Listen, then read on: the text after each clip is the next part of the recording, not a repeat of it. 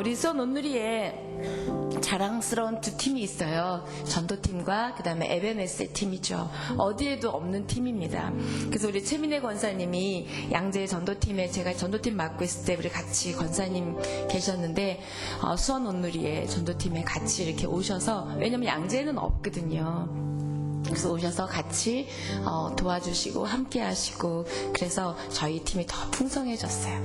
그래서 너무 고맙고 감사한 팀, 또 우리 하나님이 참 좋아하는 팀, 참 기뻐하는 팀. 저 안에 들어가면 뭔가 하나님이 잘해줄 것 같은 그런 이상한 예감. 네. 네, 축복합니다. 여러분 많이 전도팀에 들어가세요. 네, 아멘. 자, 오늘 말씀 빌립보서 1장 27절에서 30절. 우리 짧게 세 절로 이제 오늘 빌립보서 1장을 마무리하는데요. 다 같이 짧으니까 같이 봉독하겠습니다. 시작. 오직 너희는 그리스도의 복음에 합당하게 생활하라. 이는 내가 너희에게 가보나 떠나 있으나 너희가 한 마음으로 서서 한 뜻으로 복음의 신앙을 위하여 협력하는 것과 무슨 일에든지 대적하는 자들 때문에 두려워하지 아니하는 이 일을 듣고자 함이라. 이것이 그들에게는 멸망의 증거요 너희에게는 구원의 증거니 이는 하나님께로부터 난 것이라. 그리스도를 위하여 너희에게 은혜를 주신 것은 다만 그를 믿을 뿐 아니라 또한 그를 위하여 고난도 받게 하려 하심이라. 너희에게도 그와 같은 싸움이 있으니 너희가 내 안에서 본 바요 이제도 내 안에서 듣는 바니라. 아멘. 네, 세 절밖에 안 되는 말씀이지만 굉장히 무게가 있고 또 굉장히 의미 있는, 또 우리에게 많은 것을 요구하는 그런 말씀입니다. 말씀을 전하는 목사의 입장에서는 뭔가 하나님이 우리에게 요구하는 것을 전할 때보다 하나님이 약속하신 축복이나 이렇게 은혜를 줄 거라는 말씀을 전할 땐 굉장히 신나요. 그런데 이렇게 여러분에게 뭔가 요구하시는 내용을 전할 땐 이분들이 과연 이걸 어떻게 받을까? 왜 맨날 내 기도는 응답해 주시지 않으면서 나에게 요구하는 건 많을까? 이런 마음을 듣고 은혜 못 받으시면 어떻게 할까, 그런 생각이 잠깐 들어요. 그러나 하나님께서는 말씀을 말씀대로 그대로 전하고 또 그 말씀대로 또 전했을 때 우리 성도들이 또 제가 영으로 반응하고 삶으로 반응했을 때 주실 그 축복과 은혜들을 기대하게 됩니다. 그런 말씀이 되기를 축복합니다. 아멘. 저와 여러분에게는 어떤 지위가 있죠. 엄마라는, 또는 아내라는, 또 뭐 직장 다니시는 분들은 뭐 여러 가지 직위가 있고 지위가 있습니다. 근데 그 지위나 직분이 주어졌을 때 그거에 맞는 옷을 입거나 또 그런 삶을 삽니다. 예를 들어서 의사가 된 사람들은 가운을 입고, 또 소방관이 된 분들은 그런 옷을 입고, 또 뭐 각각 경찰이나 또 군인들은 다 각각 맞는 옷을 입습니다. 그래서 그 옷을 벗었을 때는 전혀 군인인지 모르겠고 또 의사인지 모르겠고 경찰인지 모르겠죠. 이렇게 각각의 신분에 맞는 옷을 우리가 입습니다. 그런 것처럼 우리가 크리스찬이기 때문에 크리스찬에게 맞는 옷이 있는 거예요. 근데 그 옷을 입지 못할 때 세상에서는 우리를 손가락질하거나 우리를 비방합니다. 근데 왜 불교 신자들이나 개톨릭 신자들이나 또 이슬람 신자들에게는 욕하지 않아요. 그들이 막 살아도 또는 범죄를 해도. 그런데 왜 우리에게는 조금만 잘못해도 굉장히 핫 이슈가 돼서 뭐 믿는 것들이 뭐 개독교 뭐 이런 식으로 많이 우리를 폄하하고 비방합니다. 그 이유는 좋게 생각하면 우리를 향한 기대가 있다는 거죠. 기대가 있기 때문에 기대했고 그런 옷을 입고 그렇게 살아주기를 원하는, 그런 다를 것이다라는 생각이 있는데 우리가 그렇게 살지 못하기 때문에 더 욕을 먹는 것 같아요. 오늘 말씀이 바로 그겁니다. 27절에 사도 바울이 복음에 합당한 생활을 해라. 근데 여기서 제가 보니까 복음에 합당한 삶을 살아라, 복음에 합당한 능력으로 존재하라, 이렇게 말하지 않고 복음에 합당한 생활을 하라라는, 우리 일상의 생활이라는 단어를 이렇게 거론하고 대두시키면서 사도 바울이 이야기하고 있어요. 결국 당신들이 복음을 받았습니까? 예수 이름 믿으면 그렇다고 믿고 여러분이 지금 이 땅에도 속해 있지만 하늘에도 속해 있는 하늘 시민권을 가진 하늘 사람 맞습니까? 그러면 그거에 걸맞는 옷을 입고 걸맞는 생활을 하십시오. 이 이야기를 하고 있어요. 복음을 받아들인 사람에게 요구되는 것들을 오늘 얘기하고 있어요. 요구예요. 하나님께서 사도 바울을 통해서 우리에게 요구하세요. 우리는 요구하는 거에 굉장히 익숙합니다. 우리 자녀들은 늘 우리에게 요구하고 우리도 늘 주님에게 요구하죠. 근데 우리가 하나님도 우리에게 요구하시는 거예요. 우리가 하나님의 요구를 들어드릴 때 하나님은 우리의 요구를 잘 들어주시지 않을까요? 왜냐하면 우리 자녀들이 엄마들이 제시하는 요구를 들어줄 때 우리는 뭔가 잘해주고 싶어요. 없는 것도 갖다가 주고 싶은 마음이 있습니다. 우리 하나님도 지금 우리에게 요구하시는데 첫 마디가 복음에 합당한 생활을 하라 라는 명령형으로 우리에게 요구하세요. 부탁하시는 거죠. 부드러운 표현으로는 부탁이고 센 표현으로는 명령입니다. 그걸 또 두 개를 합치면 요구죠. 그래서 복음에 합당한 생활을 하라는데 과연 복음에 합당한 생활이 뭔지, 복음이라는 단어는 예수라는 이름으로 압축할 수 있고 오늘 부르신 찬양에 다 담겨 있어요. 또 우리가 앞에 예배 때 한 찬양들이 다 복음이에요. 근데 이제 합당이라는 단어는 아까 말한 걸맞는, 그렇죠? 군인이면 군인답게, 그다음에 선생님이면 선생님답게, 이게 뭐뭐답게라는 거죠. 그래서 우리가 복음에 걸맞는, 복음을 받은 자답게가 복음에 합당한.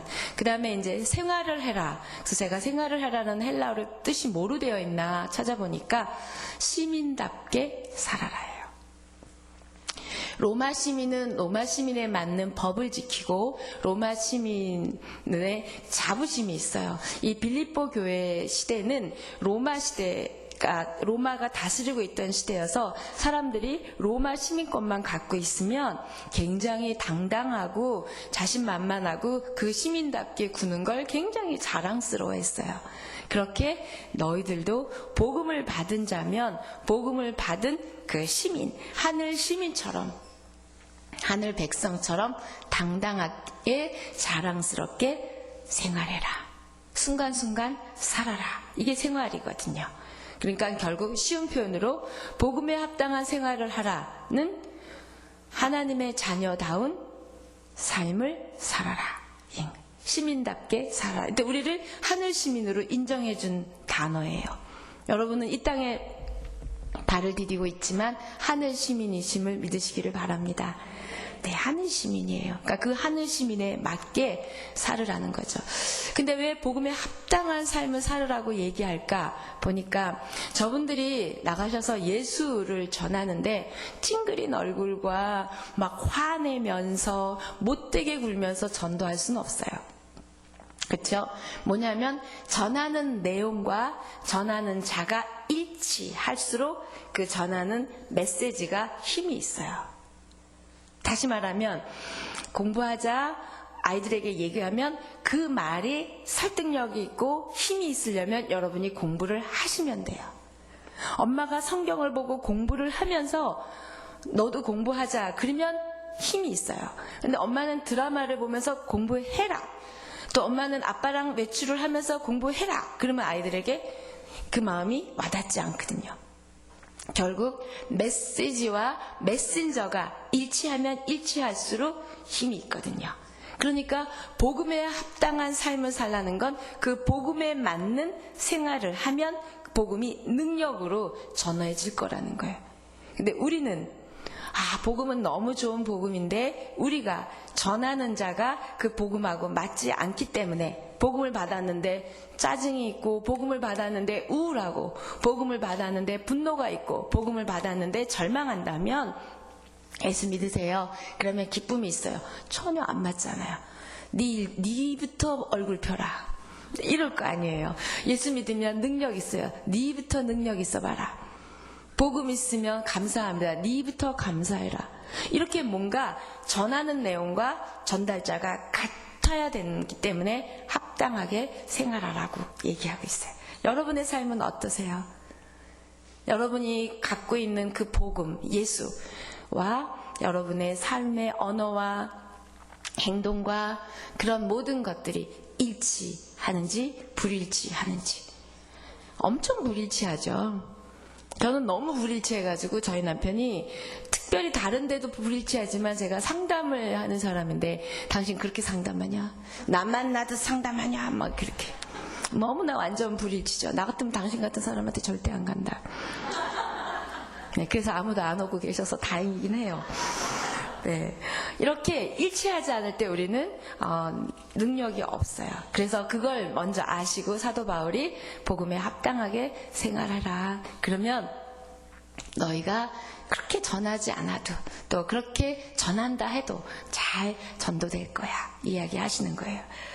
그래서 로마 시민권을 가진 사람들도 저렇게 좋아하고 당당하고 자랑스럽게 여기고 거기에 맞는 생활을 하려고 애쓰는데 어찌 그 로마 시민권에 비유할 수 없는 하늘 시민권을 가진 하나님의 자녀들이 이렇게 사람 말에 묶이고 사람이 얘기하는 거에 나약해지고 겁먹고 그래서 복음을 전하지 않고 저들이 어떻게 평가할까 생각하고 그렇게 생활하느냐 얘기하고 있어요. 여러분이 복음을 받은 자들이고요. 복음 때문에 내면과 영혼이 달라진 자들이라는 것 잊지 마시고 그에 합당한 존재 방식이 아까 우리 전도 영혼 구원이 삶의 방향이고 삶의 목적입니다 얘기한 것처럼 우리가 복음에 합당한 삶을 살려는 게 우리 삶의 목적이고 방향이 되는 여러분 되기를 축복합니다. 아멘. 그게 바로 우리 주님이 우리에게 요구하시고 부탁하시는 거예요.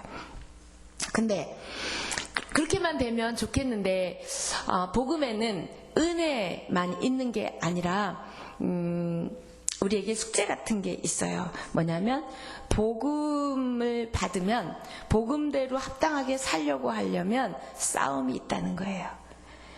왜냐하면 세상에 속한 사람들이 많기 때문에 하나님에 속한 사람들의 생활 방식이나 그런 것들을 참 싫어합니다. 왜? 그들은 아직 사단에게 속해 있기 때문에.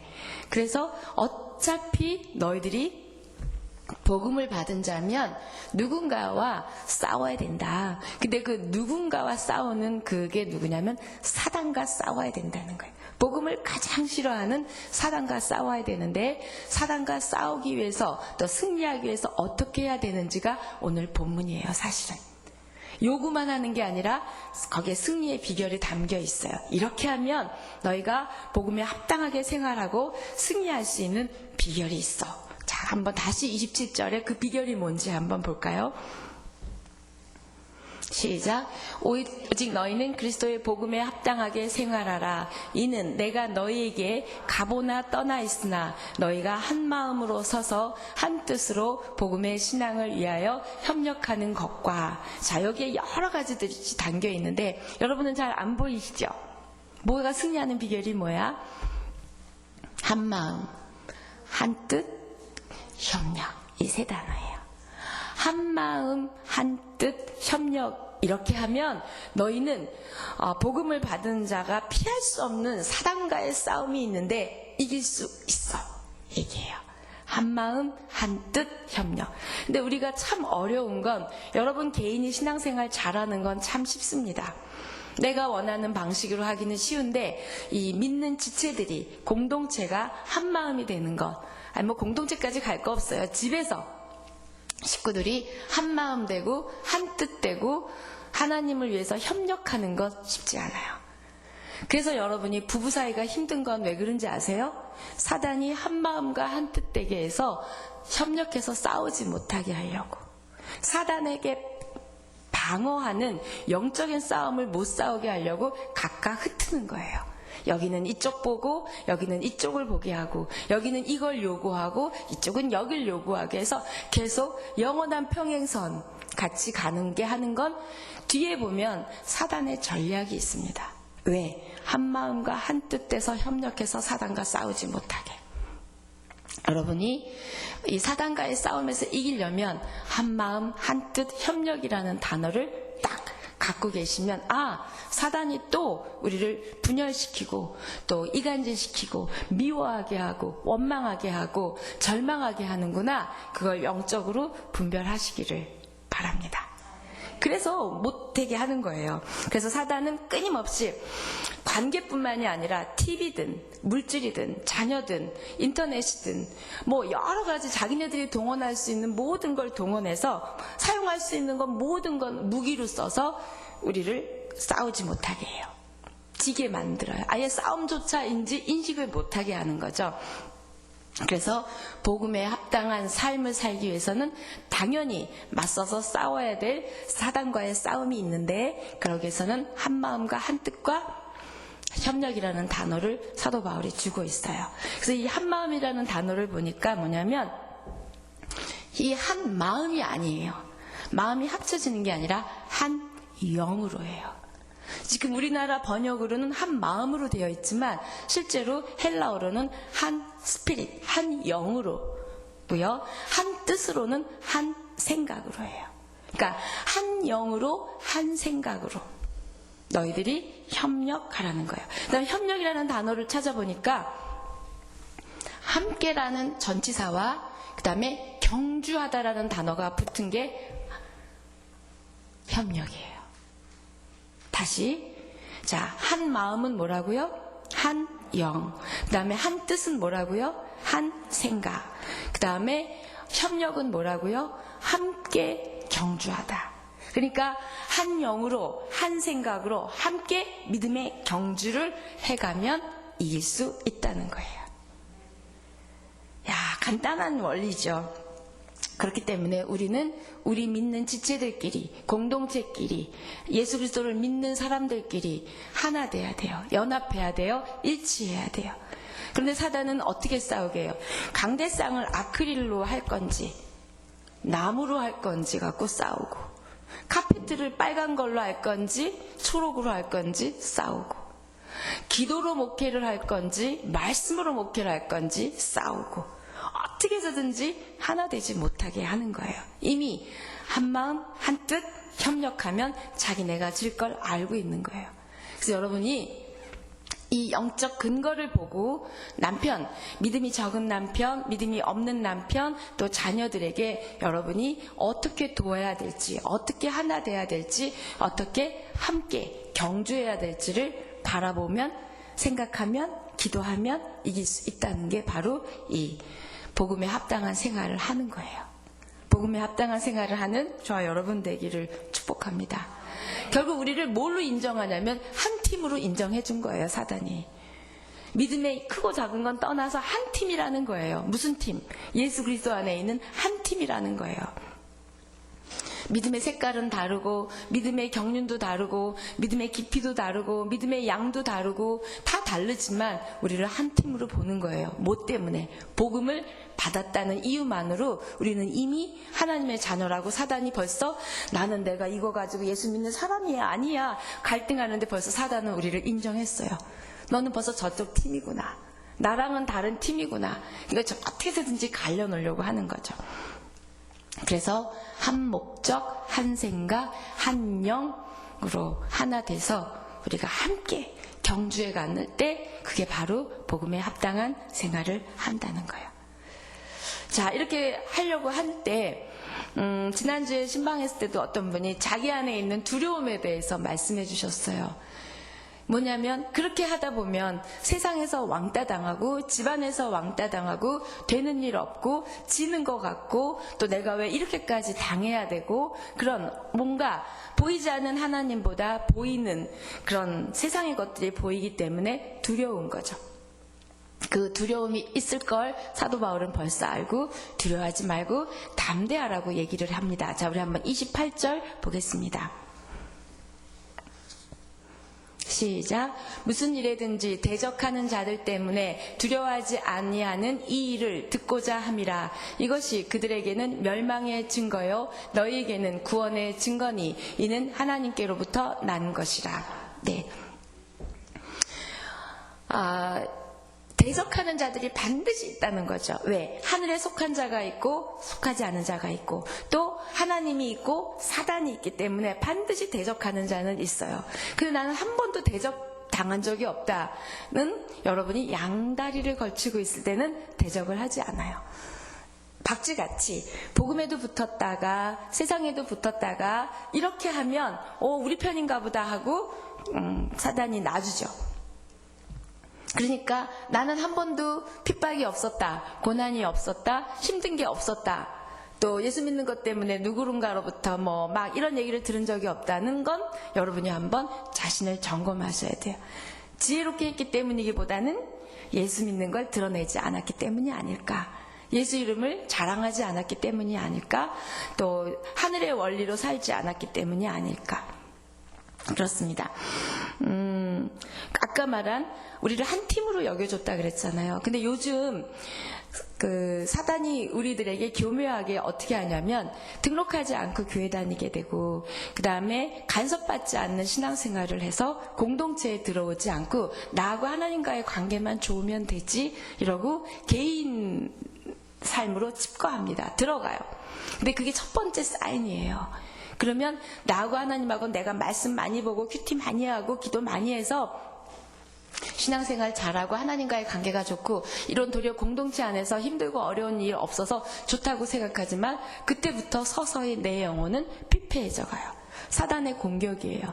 왠지 아세요? 믿음은 공동체 안에서 자라고 기도는 공동체 안에서 배우게 되고 하나님은 공동체 안에서 역사하시고 하나님 자체가 성부, 성자, 성령으로 공동체고 협력이세요.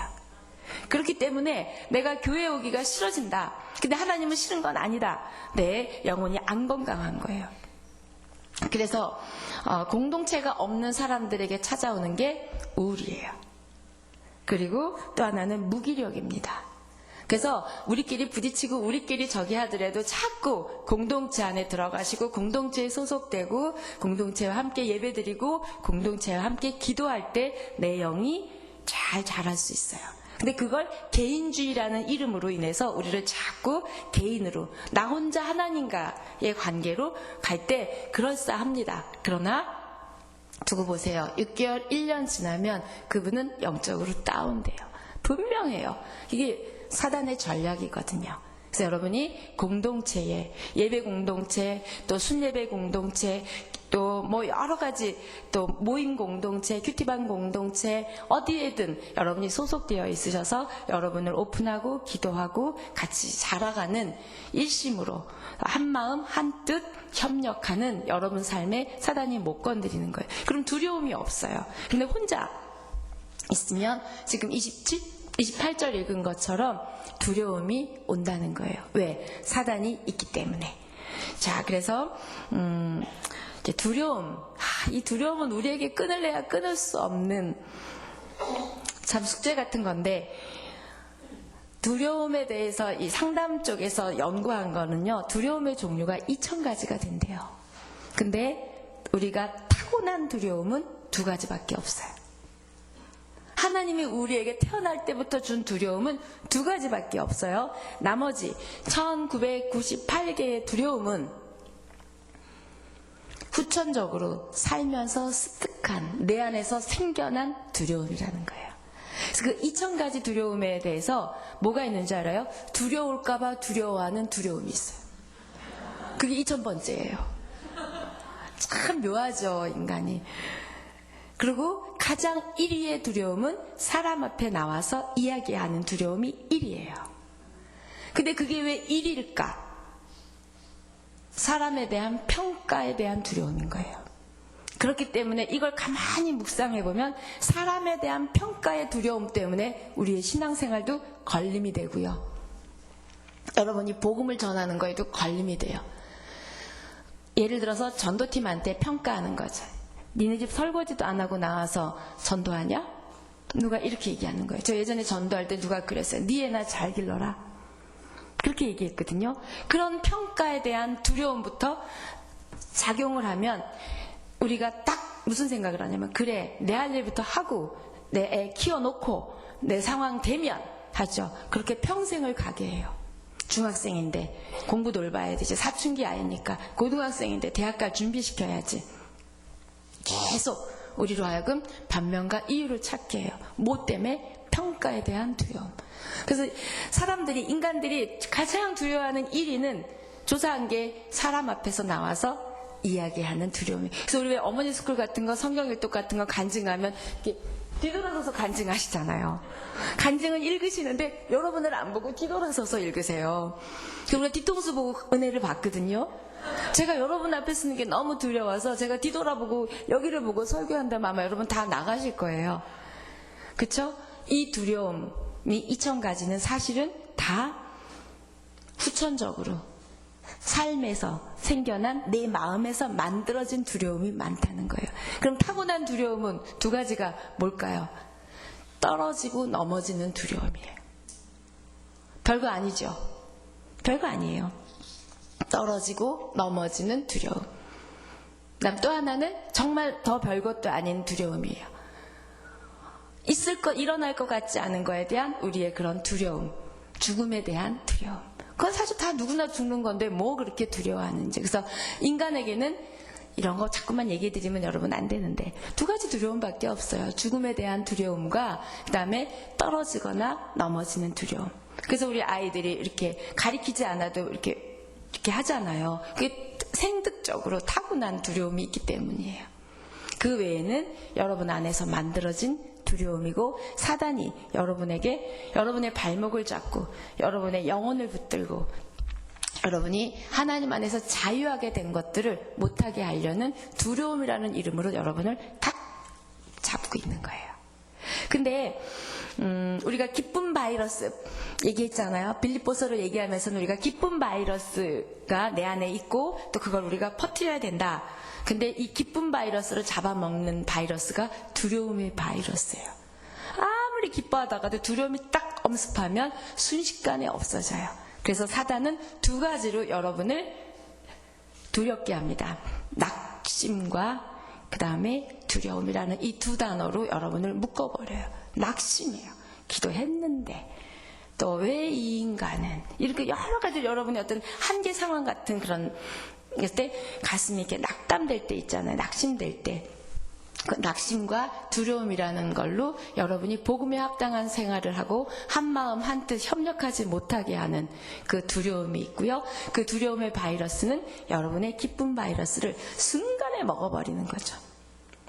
찬양하고 기뻐하다가도 갑자기 뭔가 두려움이 엄습하면 여러분은 확 다운되죠. 그렇게 일순간에 다운될 수가 없어요. 기쁨으로 끌어올리기는 엄청 어려운데 순간 싸게 두려움의 바이러스에 잠식되는 건 너무 쉽다는 거죠. 자, 그런데 너희가 이렇게 두려움에 맞서서 싸워. 그걸 어떻게 이겨내야 하냐면 하나님을 두려워하면 돼요. 하나님을 두려워한다는 건 뭐예요? 경외예요.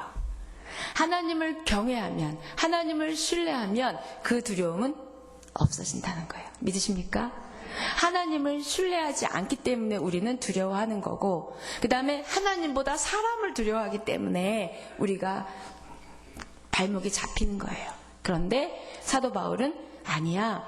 그 사람들이 그렇게 너희들을 핍박하는 것, 복음 때문에 핍박하는 건 멸망의 증거야. 주님 다시 오시는 그날, 아니 하나님 앞에 서는 날 그들은 멸망할 거야. 너희들을 핍박한 걸로 인해서. 그런데 너희가 두려움을 떨치고 이렇게 담대함으로 복음 앞에 있었던 너희들은 구원받은 증거야. 너희가 벌써 그 핍박을 받았다는 자체만으로도 너희는 구원받은 증거야. 너희 안에 복음이 있다는 증거야. 그러니까 이길 수 있지? 얘기하고 있는 거예요. 믿으십니까? 구원의 증거, 그 다음에 멸망의 증거, 2개가 분명한데 너 왜 두려워해? 그리고 진짜 두려워할 건 하나님을 두려워하는 경외라는 단어를 갖고 있으면 다른 모든 두려움은 없어질 거야. 이 안에 하나님을 신뢰하는 게 약해졌기 때문에 두려워하는 거야. 하나님을 신뢰해. 하나님을 경외해. 이 두려움만이 내가 너에게 허락한 두려움이야. 말씀하고 계세요. 자, 여러분이 하나님을 두려워하는 그 경외의 마음만 넘치고 하나님을 신뢰하기 때문에 그 삶의 어떤 두려움도 다 이기는 저와 여러분이 되기를 축복합니다. 네. 2000가지 두려움에 여러분 휘둘리지 않으시고요. 죽음에 대한 두려움은 누구나 있기 때문에 사실 그 죽음에 대한 두려움은 좋게 바꾸면 우리가 하나님 앞에 설 것이기 때문에 이 땅의 삶을 잘 살게 되는, 도리어 하나님의 인지 앞에 하나님을 인식하고 사는 삶으로 그 두려움을 좋은 두려움으로 바꿀 수 있어요.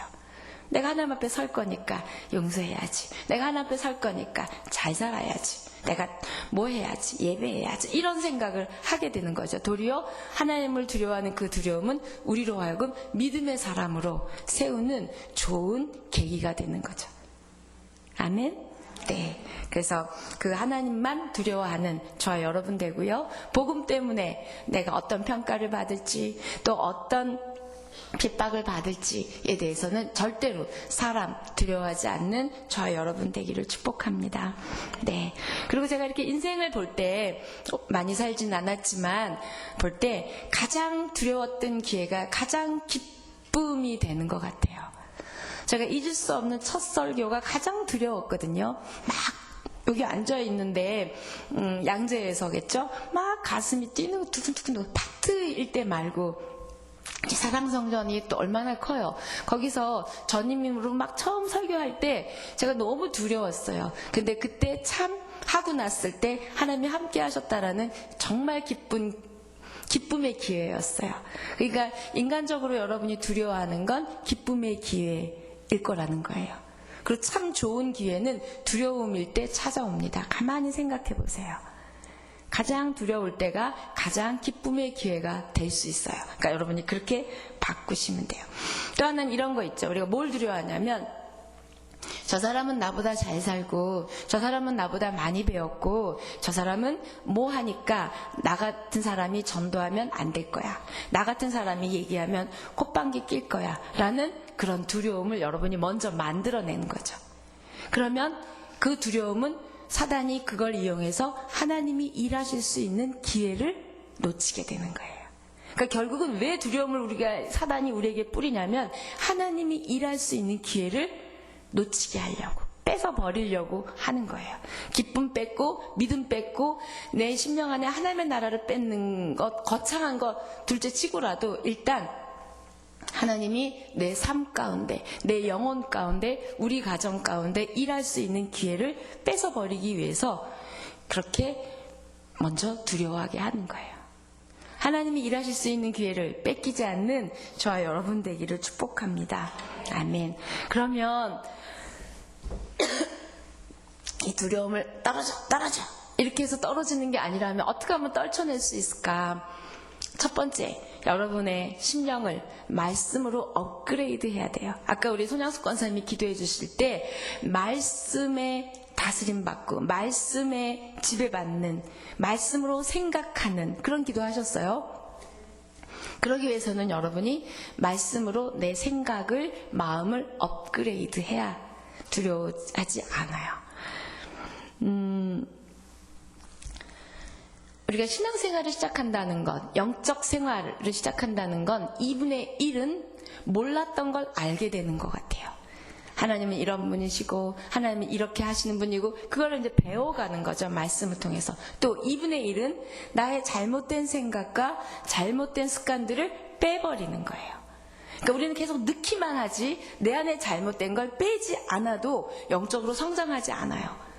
자, 신앙생활의 업그레이드는 2분의 1은 채우는 거예요. 몰랐던 걸 알게 되는 거고 2분의 1은 내 안에 왜곡된 하나님, 잘못된 선입견, 잘못된 가치관을 빼내는 거. 그러니까 같이 이루어지는, 넣고 빼는 일이 같이 이루어질 때 우리가 믿음으로 잘할 수 있어요. 그런데 우리의 발목을 잡고 있는 건 근거 없는 두려움, 또 근거 없는 내 가치관, 근거 없는 생각들이 우리를 잡고 있거든요. 그래서 이 말씀으로 나를 업그레이드 하는 건 우리 뇌의 구조 자체를, 이렇게 흘러가는 생각의 패턴을 바꾸는 게 신앙생활의 배움의 과정 같아요. 예배를 통해서도 그렇고. 그래서 여기 지금 말씀으로 우리를 업그레이드 해야 된다는 건 말씀 곧 이퀄 하나님이고 하나님 이퀄 예수님이죠. 예수님의 마음을 받아야 돼요. 자, 그래서 성경을 다운로드 받으실 때만이 여러분이 두려움에서 벗어날 수 있어요. 말씀을 우리가 영화도 다운로드 받고 막 탁 한꺼번에 쫙 받을 수 있는 것처럼 여러분이 말씀을 이렇게 탁 내 영혼 안에 다운로드 받으셔서 들어오면 떨어져 나갈 건 나가고 남을 건 남고 이게 우리의 믿음의 성장이거든요. 이래야 두려움이 없어집니다. 그 다음에 또 하나는 뭐 해야 되냐면 여러분의 생각이 바뀌어야 되는 거 지금 말씀하신 것처럼 우리는 그렇게 생각해요. 예수 믿는 건 축복이고 좋은 일만 있어야 된다고 생각하는데 그 생각을 바꾸라는 거예요. 예수 믿는 건 고난도 있을 수 있어. 봐봐, 예수님이 고난을 받았잖아. 그리고 예수 믿는 것 때문에 고난 없으면 그거 신앙생활 아니야. 이런 생각을 우리가 해야 되는 거예요. 근데 우리는 예수 믿거나 또는 처음에 전도할 때 예수 믿으면 복 받아요. 예수 믿으면 집 생겨요. 건강 생겨요. 뭐 물질 생겨요. 그리고 기도 응답해 주시면 돼. 오게 하기 위해서 우리 그런 말 할 수 있어요. 근데 아주 강력한 목사님들은 그렇게 전도하지 말라 그래요. 예수 믿으면 핍박받는다. 예수 믿으면 어려울 수 있다. 그렇게 전도하라는 거예요. 자, 그래서 결국 우리 생각을 전환해야 되는 걸 사도 바울이 얘기하고 있어요. 자, 두려움 없애는 거 얘기했고, 그 다음에 이제 지금 제가 말한 생각을 바꿔야 되는 거, 뭐에 대한? 고난에 대한. 자, 한번 29절 보여주십시오. 시작. 그리스도를 위하여 너희에게 은혜를 주신 것은 다만 또한 그를 위하여 고난도 받게 하려 하심이라. 아멘. 고난도 받게 하려고 예수 믿게 한대요. 그럼 이 말 듣고 우리 다 도망가고 싶죠. 그래서 이 말 듣고 도망가고 싶어서 영생을 또는 그 고난보다 더 큰 은혜와 축복을 놓칠지 아니면 그럼에도 불구하고 내가 예수를 믿을지는 여러분의 선택인 거죠. 여러분의 결단인 거죠. 그래서 고난도 받을 수 있다라고 생각을 바꾸셔야 된다는 거예요. 저는 그 성당에서 교회를 옮길 때 굉장히 많이 이렇게 핍박이라는 표현이 이상하지만 이렇게 저를 많이 이렇게 정죄하는 이야기를 참 많이 들었거든요. 그때는 저를 저주하는 말 같은 이야기들을 참 많이 들었었던 것 같아요. 또 친정을 전도할 때나 시댁을 전도할 때도 그렇게 정말 묶이는 말들을 참 많이 들었던 것 같아요. 그때 제가 이길 수 있었던 건 그냥 계속 말씀을 많이 읽었던 것 같고요. 기도를 많이 했던 것 같고요. 또 하나는 오늘 이 말씀이에요. 고난도 받을 수 있는데 그건 앞으로 네가 받을 영광과 좋게 비교할 수 없다는 로마서 말씀 아시죠? 그 말씀이 그게 언제일지는 모르지만 분명히 이렇게 말씀하셨으니까 나를 이기게 하실 거야. 또 나를 통해서 하나님이 어떤 분이신지 드러날 거야 라고 제가 이겨낼 수 있었던 것 같아요. 그래서 제가 늘 기쁘고 늘 밝기 때문에 어떤 분이 저한테 그랬어요. 장로님 딸인 줄 알았다고. 아주 이 믿음이 몸에 밴 사람처럼 늘 기쁘고 근데 저 아니거든요. 제가 정말 저희 친정 시댁 너무 어렵고 또 안 믿는 남편 너무 힘들게 이렇게 지금까지 왔고, 그런데 그게 올 수 있었던 건 네가 받은 고난과 좋게 비교할 수 없는 그 영광이 있다는 그 말씀. 우리 한번 그 말씀 볼까요? 로마서 말씀. 시작. 너희는 다시 무서워하는 종의 영을 받지 아니하고 양자의 영을 받았으므로 우리가 아빠, 아버지라고 부르짖느니라. 성령이 친히 우리의 영과 더불어 우리가 하나님의 자녀인 것을 증언하시나니 자녀이면 또한 상속자 곧 하나님의 상속자여 그리스도와 함께 한 상속자니 우리가 그와 함께 영광을 받기 위하여 고난도 함께 받아야 할 것이니라. 생각하건대 현재의 고난은 장차 우리에게 나타날 영광과 비교할 수 없도다. 아멘. 그 고난을 이겨냈더니 믿음 안에서 저희 가정이 하나가 되고, 그 고난을 이겨냈더니 하나님이 은혜를 주시고, 뭔가 제가 지난 설교에도 말씀하셨지만 과정이 있다는 거예요. 이 과정, 이 힘든 과정을 여러분이 이겨내시면, 넘어가면 좋게 비교할 수 없는 영광이 있기 때문에 이 지금 눈에 보이는, 너희가 겪고 있는 이 고단에 넘어가지 말고 속지 말라고 사도 바울이 이야기하고 있어요. 그게 바로 복음에 합당한 생활을 하기 위해서 한 마음 한 뜻 한 영, 그 다음에 또 하나는 협력, 두려움을 없애라, 또 더 나아가 고난에 대해서 놀라지 마라. 고난에 대해서 두려워하지 말라. 앞으로 너희들이 받을 은혜와 형통과 축복과 영광은 비교할 수 없다라고 얘기하는 게 바로 오늘의 승리의 비결이에요. 그러기 위해서는 고난에 대한 우리의 생각을 전환시켜야 돼요. 아, 저 사람은 하나님이 사랑하셔서 좋은 일만 주시나 보다. 저 사람은 죄가 있어서 힘든 일만 주나 보다. 그 생각부터 바꾸셔야 돼요. 하나님은 사랑하는 자에게 고난을 주시고 사랑하는 자를 세우시기 위하여 기다리게 하시고 정금 같은 믿음을 만들기 위해서 뺄 거 빼게 하기 위해서 우리를 약간 흔드실 때가 있다는 거예요. 그걸 하나님에 대한 왜곡, 나의 사랑에 대한 왜곡으로 받지 않을 때만이 우리가 복음에 합당한 생활을 하고 승리할 수 있다는 거예요. 믿으십니까? 은혜와 축복과 고난은 한 패키지예요. 아, 우리는 그런 패키지는 좀 빠지고 은혜, 축복, 형통, 막 이런 응답, 이런 거에만 패키지가 있었으면 좋겠는데 이 믿음의 패키지 안에는 고난도 같이 들어있다는 거예요. 그건 하나님이 그렇게 우리를 만드셨어요. 왜? 고난 없으면 하나님 앞에 나올 자 없기 때문에. 또 하나는 복음대로 살면 고난받는 건 당연한 거기 때문에. 이 세상의 원리와 하늘의 원리는 다르다는 것을 말씀하고 계시는 거죠. 그래서 고난이 은혜로 주어졌다라는 거예요. 고난이 은혜라는 얘기죠. 참 믿고 싶지 않고 받고 싶지 않은 말씀인데 오늘 말씀에 29절 말씀을 헬라어 뜻으로 딱 해석하면 고난이 은혜로 주어졌다. 왜? 이게 왜 은혜가 될 건지 두고 봐. 이건 은혜야 얘기하시는 거예요. 근데 하나님이 뻥치시겠어요? 아니거든요. 고난이 은혜라고 얘기하고 계세요. 그래서 은혜를 주셔서 믿고 은혜를 주셔서 지금 우리가 이렇게 살고 있고 은혜로 지금까지 왔지만 너에게 있는 그 좋은 것만이 은혜가 아니라 고난도 은혜라는 거야. 이렇게 생각을 바꿔줘. 그러면서 생각해보면 우리가 뭐길래 우리를 믿어주셔서 하나님의 자녀로 인정해 주셔서 고난을 주시냐고요. 나에게 고난이 있다는 건 하나님의 자녀로 인정했다는 거예요. 그 믿음이 있으십니까? 그게 바로 복음에 합당한 생활을 하고 있는 거예요. 하나님이 나를 하나님의 자녀로 복음을 받고 있는 자로 믿고 계시구나, 인정하시는구나, 그래서 고난도 주시는구나, 예수님 때문에, 그분 때문에 고난도 받게 하는구나. 우리가 누군가 때문에 힘든 때, 정말 대단한 사람 때문에 힘들 때 여러분 자랑스러워할 거예요. 내가 그분 이렇게 오 그러세요? 그럴 거예요. 근데 예수님 때문에 제가 지금 좀 참거든요. 예수님 때문에 지금 제가 좀 힘들거든요. 예수님 때문에 고난받고 있거든요. 그건 자랑이에요.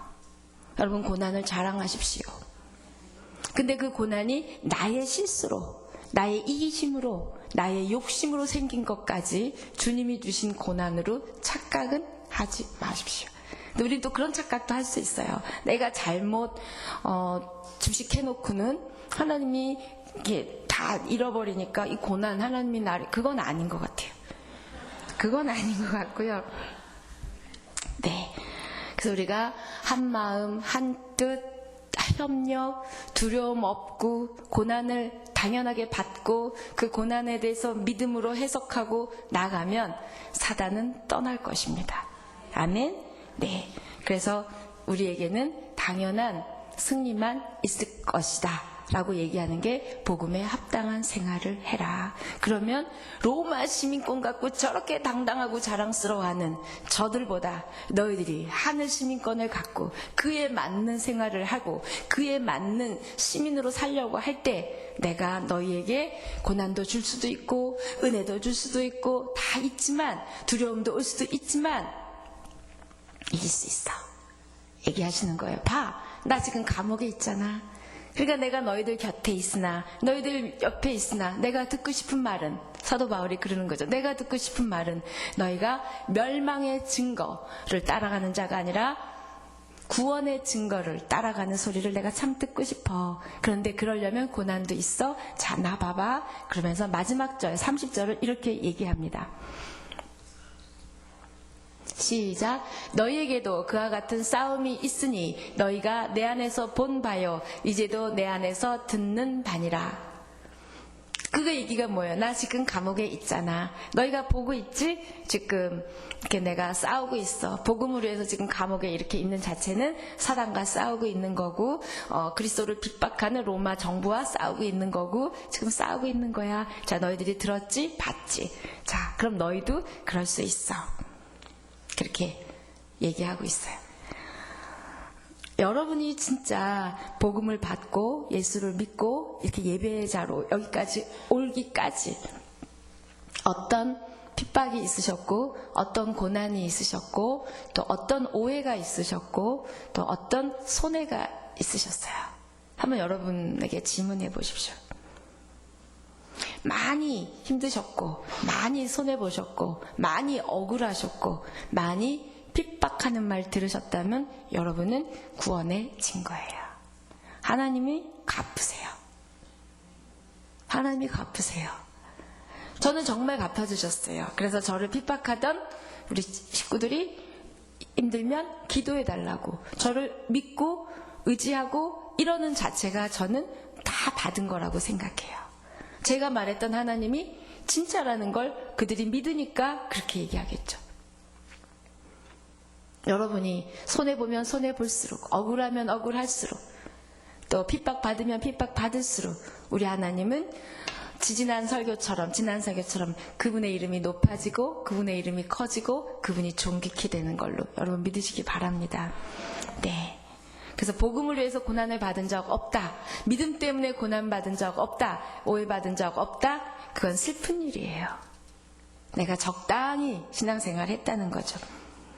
이슬람권이나 또 중국이나 이런 데서는 예수 믿으면 취직도 못해요.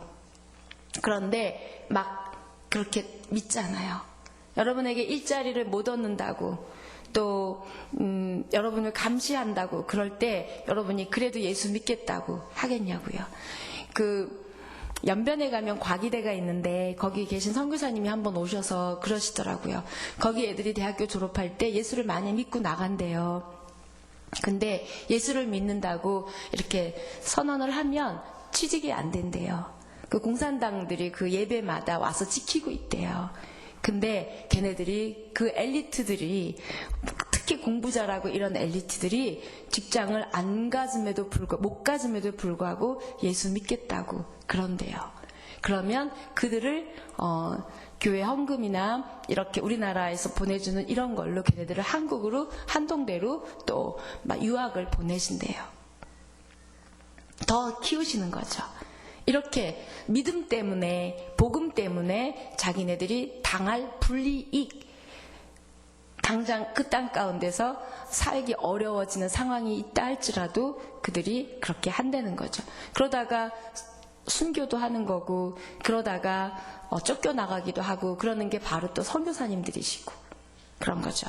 우리는 가서 순교도 안 하고 그 다음에 쫓겨나가지도 않는 마음껏 예배하고 마음껏 하나님을 높여드리고 마음껏 전도할 수 있는 이 땅 가운데서 살고 있는 것만으로도 우리는 놀라운 축복이에요. 그 축복과 그 다음에 특권과 그 의무들을 우리가 잘 드러내고 하나님을 복음을 예수님을 말할 때 복음에 합당한 생활을 하는 그 복음이라는 옷을 입은 예수 그리스도의 의를 옷 입은 자답게 우리가 살아간다는 거예요. 그래서 빌립보서 1장을 마무리하면서 사도 바울은 그렇게 얘기하는 거죠. 너희가 진짜 기쁘지? 자, 기뻐하자. 그래서 복음의 기쁨의 교제 쭉, 제가 기쁨의 공동체 쭉 1장 여기까지 왔습니다. 그러면서 사도 바울은 그렇게 얘기하는 거죠. 우리가 기쁘지? 자, 고난도 기뻐하자. 그 다음에 그 고난도 기뻐하는 게 곧 능력이다 얘기하고 있어요. 자, 그러면서 사도 바울이 쓴 또 다른 성경 디모데 후서 1장 8절에는 이렇게 얘기하고 있습니다. 시작. 그러므로 너는 내가 우리 주를 증언함과 또는 주를 위하여 갇힌 자 된 나를 부끄러워하지 말고 오직 하나님의 능력을 따라 복음과 함께 고난을 받으라. 아멘. 부끄러워하지 말라는 거예요. 고난을 받으래요. 근데 어떻게? 복음과 함께 고난을 받으라. 근데 두려워하지 않고 복음과 함께 고난을 받을 수 있는 건 하나님이 지금 나와 함께 하신다는 걸 믿으시면, 내가 두려워하는 존재보다 더 크신 하나님이라는 걸 믿으면 된다는 거예요. 아멘? 네. 그래서 계시록, 앞으로 장차 어떻게 될지를 말하는 계시록에서는 이 고난 당한 자들을 어떻게 얘기하는지 볼까요? 계시록 20장 4절. 시작. 또 내가 보자들을 보니 거기에 앉은 자들이 있어 심판하는 권세를 받았더라. 우리가 심판하는 권세를 받게 된대요. 또 내가 보니 예수를 증언함과 하나님의 말씀 때문에 목배임을 당한 자들의 영혼들과 또 짐승과 그의 우상에게 경배하지 아니하고 그들의 이마와 손에 그의 표를 받지 아니한 자들이 살아서 그리스도와 더불어 1000년 동안 왕노릇하니. 아멘. 고난 당한 자들이 마지막 천국을 보니까 이렇게, 네, 저건 지금 띄우면 안 돼요. 네. 네. 그래서 마지막을 보니까 그들이 하나님과 예수 그리스도와 왕노릇, 1000년 동안이라는 얘기는 영원히 왕노릇하고 있다는 거예요. 이 얘기를, 자, 고난을 받아라, 복음과 함께. 그러면서 계시록에서는 그렇게 고난받은 자들을 진짜 환상을 보니까 이렇게 주님과 있다는 거죠. 복음은 영원하고 고난은 잠깐이라는 거예요. 믿으십니까? 네, 잠깐이에요. 끝날 겁니다. 여러분의 지금의 힘듦이 곧 끝날 거예요. 아무도 안 믿으시는 것 같아요? 네. 그래서 사도 바울이 그렇게 얘기하는 거죠. 내가 죽음과 삶, 갈림길에서 또는 감옥에서 어떤 마음이었고 어떤 생각이었고 또 빌립보 교인들에게 어떻게 해주기를 요구하는지를 쭉 얘기하는데, 이건 다시 말하면 지금 이 시대의 믿음의 기로에서 또는 세상이 너무 커버린 지금 현실에서, 이 기로에서 우리가 어떤 마음으로 어떤 믿음으로 살 것인지를 빌립보 교회에게 얘기하는 게 아니라 저와 여러분에게 이야기하시는 거예요. 사도 바울을 대언해서 지금 나에게 말씀하시는 거죠. 네가 공동체를 향해서는 어떤 생각을 갖고 있니? 한마음 한뜻 협력이냐? 아니면 너가 하나님의 말씀에 대해서 또 너가 평가받는 거에 대해서 두려워하는 마음이니? 아니면 기쁨 바이러스니? 아니면 하나님을 두려워하니? 라고 질문하고 있고요. 그 다음에 과연 그 복음을 받은 자로 합당하게 생활한다는, 그 하늘 시민으로 살아간다는 건 과연 뭔가? 라고 우리에게 물어보시는 거죠. 하늘 시민으로 살아가는 건 대적하는, 우리를 대적하는 자를 두려워하지 않는 거예요. 영적 싸움을, 사단을 두려워하지 않는 게 하늘 시민으로 살아가는 거예요. 왜? 우리의 아버지는 사단보다 크신 분이기 때문에. 아멘. 우리 하나님은 크신 분이에요. 우리 하나님은 지금 우리가 무엇 때문에 억울하고 핍박받고 억울한지 그거를 아시기 때문에 하나님이 승리케 하실 거라는 거예요. 단 너희들은 복음에 합당하게 생활만 해봐봐.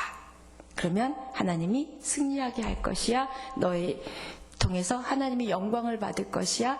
존귀케 될 것이야. 이렇게 얘기하고 계시죠.